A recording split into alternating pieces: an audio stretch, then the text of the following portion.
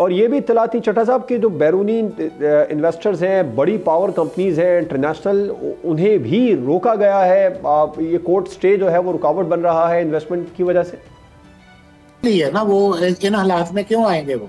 तो ये तो बहुत बड़ा धचका है हुकूमत की पॉलिसी को। एक तरफ हुकूमत कोशिश कर रही है बैरूनी इन्वेस्टर्स और पाकिस्तान के जो लोकल इन्वेस्टर्स हैं वो इन्वेस्टमेंट करें। जो इन्वेस्टर्स जब आगे आएंगे तो एक बहुत बड़ा इदारा, एक ऐसा इदारा जिससे 3-3.5 करोड़ लोगों की के साथ बराह रास्त वाबस्ता है वो इदारा, उस इदारे की कारकर्दगी ठीक नहीं होगी तो फिर हमारी पॉलिसी कहाँ गई इन्वेस्टर्स को अट्रैक्ट करने के हवाले से? बिल्कुल मैं एग्री करता हूँ। मौजूदा सिचुएशन है, इसको as per rights of the major shareholder, as per principles, as per rules immediately resolve करके कंपनी का वर्किंग एटमॉस्फेयर ठीक किया जाए तो इंशाल्लाह मजीद इन्वेस्टमेंट आई, लोकल भी और फॉरेन भी। लोग इंटरेस्टेड होंगे।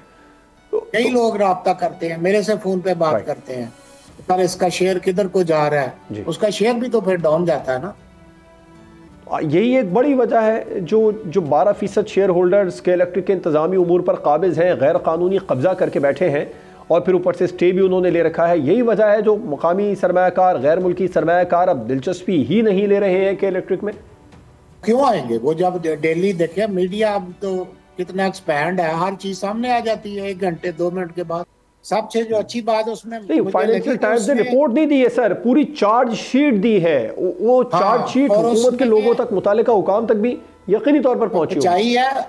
और उसमें जो सबसे खूबसूरत बात अगर आपने भी नोट की हो, मैंने पढ़ी है कि उसने इसको पब्लिश करने से पहले हर स्टेक होल्डर को अपना मौकफ देने का मौका दिया है, उसको बार बार टच किया है कि आप अपना मौकफ दे।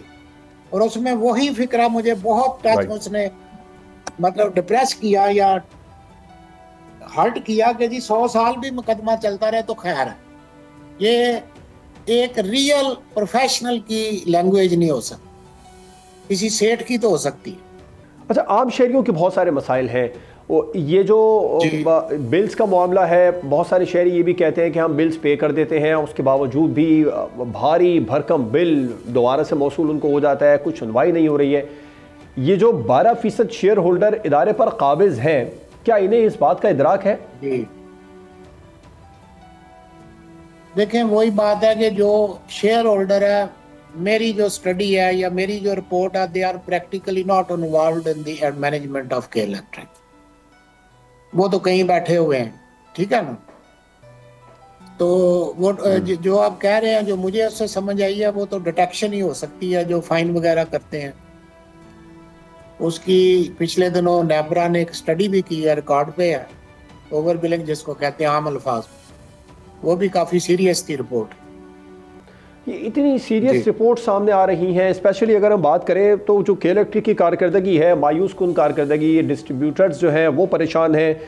एक बैरूनी खुफिया रिपोर्ट में इंकशाफ भी हुआ है कि किस तरह के इलेक्ट्रिक अपनी दाखिली नाअहली है जिनको छुपाने के लिए आम सार्फिन पर उसका बोझ डाला जा रहा है। छठा साहब, आम सार्फिन का इस मामले में क्या कसूर है?